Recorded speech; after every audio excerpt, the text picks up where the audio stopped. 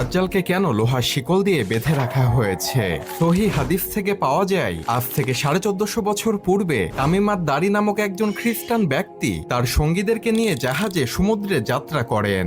হঠাৎ সমুদ্রের মধ্যে ভয়ঙ্কর ঝড়ের কবলে পড়ে তারা পথ হারিয়ে ফেলে এবং তারা অজানা রহস্যময় একটি দ্বীপে পৌঁছে যায়। তামিমাত দারি ও তার সঙ্গীরা দ্বীপে নামার পর দেখতে পান একটি পশুর মতো অদ্ভুত চেহারার এক প্রাণী, যার গোটা শরীরে কালো পশম দিয়ে ভরপুর। প্রাণীটি বলে, আমি হলাম এখান করা গোয়েন্দা। প্রাণীটি তামিমাত দারি ও তার সঙ্গীদেরকে বলল, তোমরা ওদিকে ওই গুহার মতো স্থানটিতে যাও, সেখানে একজন ব্যক্তি তোমাদের জন্য অপেক্ষা করছে। তামিমাত দারি ও তার সঙ্গীরা সেখানে গিয়ে দেখলেন একটি বিশাল দেহের ব্যক্তি, যার হাত পা লোহার শিকল দিয়ে বেঁধে রাখা হয়েছে।